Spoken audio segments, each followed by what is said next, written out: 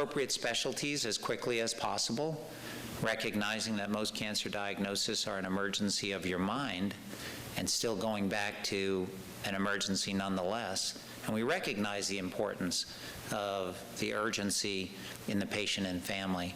And we want it to be as quickly as possible from phone call to appointment. And lastly, you want us to communicate back to your doctor. And if we can accomplish all those things, we think that the patient and the family, it's going to make a big difference.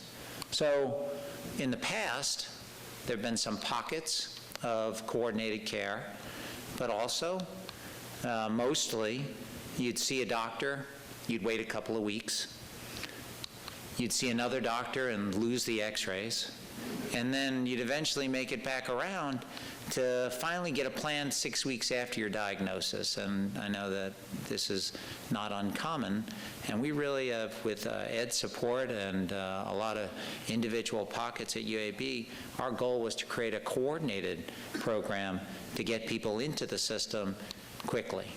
So what we strive to be, we created a long name, we call it the IMCCP, but it's an Integrated Multidisciplinary Cancer Care Program. And it's meant to be an intake program for patients so they can get into our system in a coordinated fashion, and somebody's planning it for you. We're like event planners.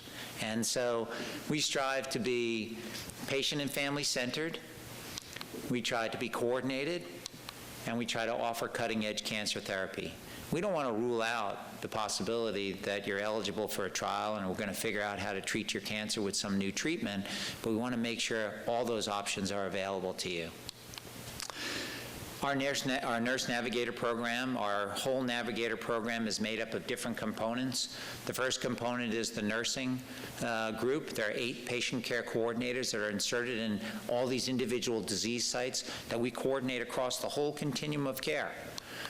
We have lay navigation team for patients that maybe have some that are under-resourced. They have difficult getting here, and they need gas cards. They need someone to tell them that, yeah, we're going to take care of you and your family if you come to the big city.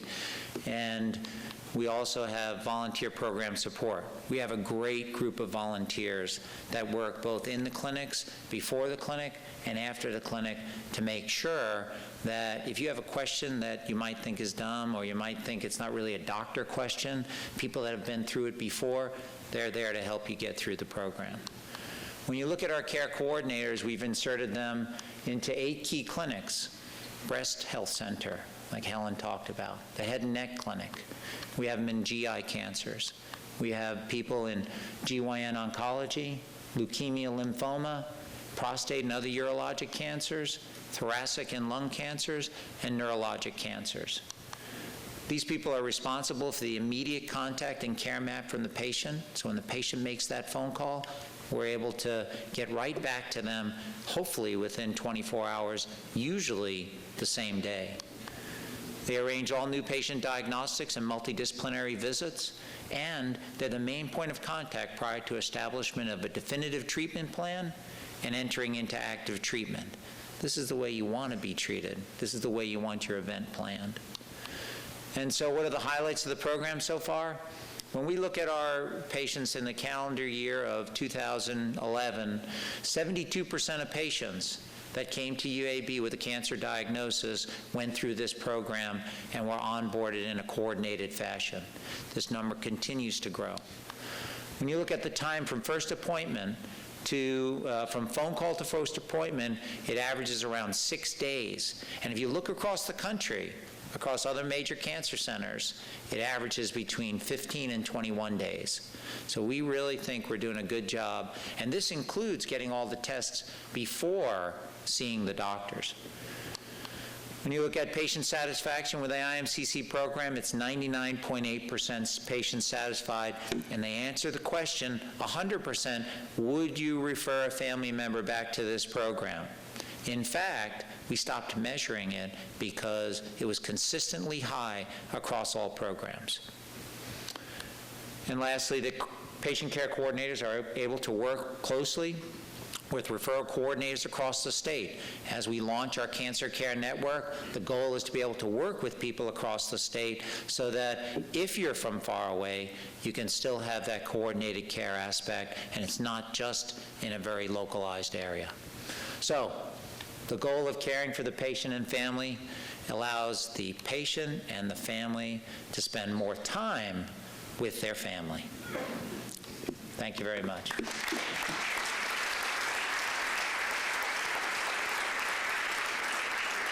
Thank you, Dr. Heslin.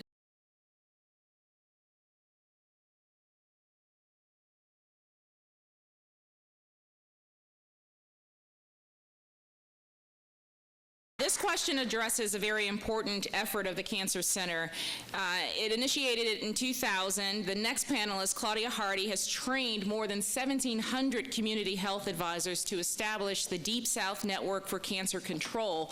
Claudia is the program director for the network, and she will address this question. I'm an African American and have heard a lot about disparities in poor cancer health outcomes among African Americans. What is the Cancer Center doing to address this problem in our community? Claudia? Thank you, Sherry. The UAB Comprehensive Cancer Center has been addressing cancer health disparities actually before the year of 2000. I came onto the scene about the mid-90s, and prior to that time, the Cancer Center identified where the greatest needs were, and particularly where those greatest cancer health disparities exist. And as it would have it to be, those disparities occurred in an area in which I'm very familiar with, over in the Alabama Black Belt, which is that center part of the state, and over in the Mississippi Delta. And this is where the Cancer Center has really done some targeted work to address African Americans who still live in these homes today. And as you can see, you know, many of these homes are very poor, where the economic levels of these individuals have double-digit unemployment. They also have very inadequate health care. Many of them are traveling all the way here to Birmingham to get that health care. But we take our Comprehensive Cancer Center to these communities, and we travel quite often with a team of staff who live in those communities, as well as full-time staff who work here physically on campus. We target specifically those cancers that you heard Dr. Partridge mention a little while ago, where we know messages of early detection really can make a difference. So for our work, we target breast, cervix, and colorectal cancer because we can have messages of early detections and their screening methods in place that really can address the disparities of these cancers. The Cancer Center has adopted a community health advisors model. Over our research and a lot of the work that we looked at, in order to reach these vulnerable and medically underserved communities and have a very high disparity rate, we really had to look at a model that was not so traditional. And so we looked across the science and realized that in these vulnerable, medically underserved communities, one-on-one kind of interaction was the most appropriate. So we've adopted a model that's called, in which we utilize natural helpers. We have a cadre, as you heard Sharon mention in our introduction, of more than 1,700 community health advisors, some of which are here tonight. And so after the presentation, I can definitely make sure that you all meet them, because some of them are here with us tonight. But they're trained volunteers. They're not paid. They don't earn a check or anything from the Cancer Center, but they're trained volunteers who are coordinated by staff who are paid. And some of the staff are here with us as well. But their major goal is to conduct cancer awareness activities. So you all can imagine what our offices look like with it being October, National Breast Cancer Awareness Month. We cannot keep up. We've been answering calls and requests since August. We also advocate for other minority health issues, and particularly many of us have helped to recruit African Americans into the trials that Dr. Hunt has mentioned, and we've been able to take the information, particularly from the HPV virus, into these African American communities. But more importantly, our community health advisors serve as research partners. And so here we were not only doing health fairs and outreach and community education, but we also are conducting needs assessment, data that we cannot get from the census data or any of these other types of publications or websites that exist. They also offer peer support. It's amazing then who carries the message and how we receive the message.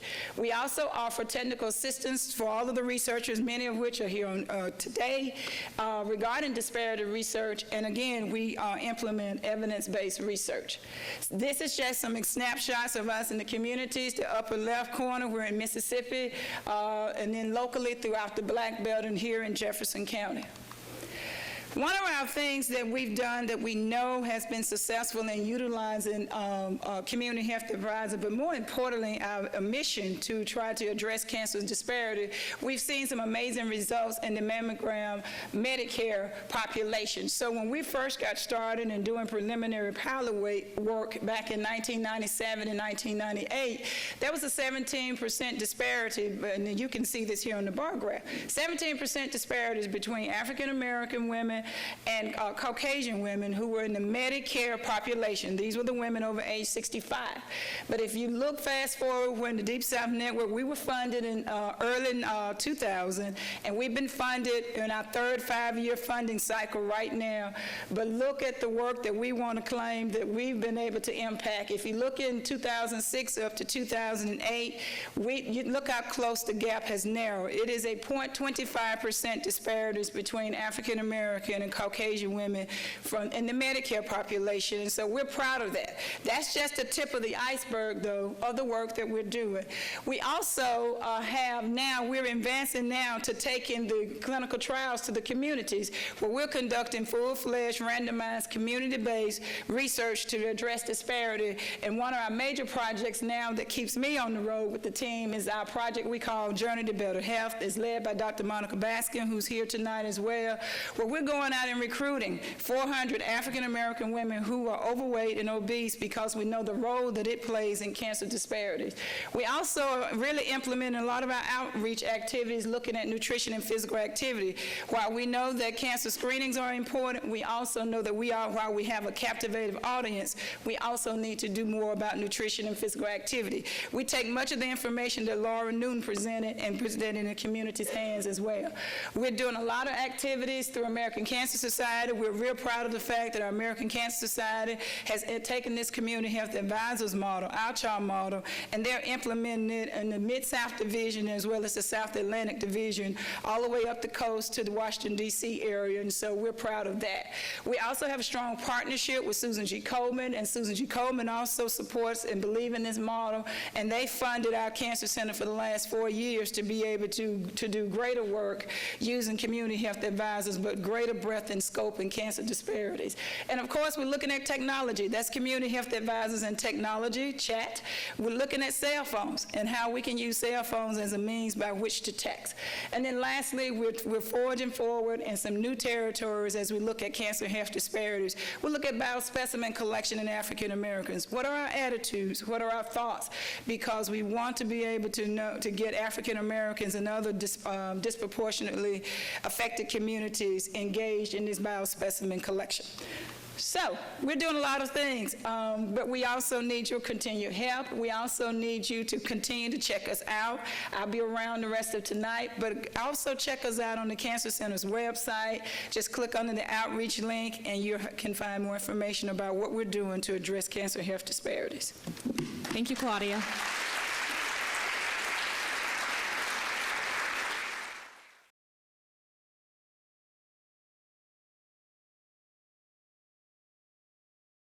Rebecca DiPiazza is a 5-year breast cancer survivor, and she will answer our final question tonight. As a survivor, what is the most important advice you can give to someone going through their cancer journey? Thanks, Sherry. For a survivor, the world of cancer can often be isolating and oppressive. And while your closest friends and family are dear to you because they love you, reaching out to someone that has been in the same shoes can play a vital role in your journey through treatment, recovery, and survivorship. Whether it's in a group setting, such as a support group, or merely reaching out to your doctor and asking for an individual contact, these connections are incredibly empowering throughout your cancer journey. UAB offers a wide variety of support groups for patients and family members of all different types of cancer, such as the Courage Companions, which provide one-on-one emotional support for cancer patients and caregivers. And cancer organizations throughout the community also offer support groups, such as the Young Breast Cancer Survivor Support Group, which is hosted by the American Cancer Society and provides support for breast cancer patients under the age of 45. And if the group setting is intimidating or overwhelming for a cancer survivor, you can ask your doctor or your nurse about getting in touch with the patient, with their permission, of course, that is similar to you in either diagnosis or lifestyle or your prognosis. For young cancer survivors, social networking can also prove to be a great way to network and to connect with other cancer survivors. In addition to Facebook and Twitter, there are online community forums hosted by cancer organizations all over the country. Young Survivor Coalition is one, as well as I Had Cancer. These connections are vital during treatment, and whether it be in regards to a side effect that your doctor may not have told you about, or when treatment's finally over and friends and family expect you to go back to the old you, and you're just beginning to reconcile the journey that you've just undertaken with the new you. Having a friend or confidant to call or email, knowing that no question or comment is too small or stupid, can make a cancer survivor feel that at no point you are alone. Thank you, Rebecca. And thank you for being an inspiration. This actually concludes the question and answer portion of tonight's program. Do want to thank our panelists for their uncommon answers to our common questions. I want to remind you that the panelists will be next door at the reception immediately following this portion of the program. And I hope you've found it to be as informative as I have. Had my pen the whole time. Do want to encourage you to check out the Cancer Center's website and CBS42.com for the video portions of this.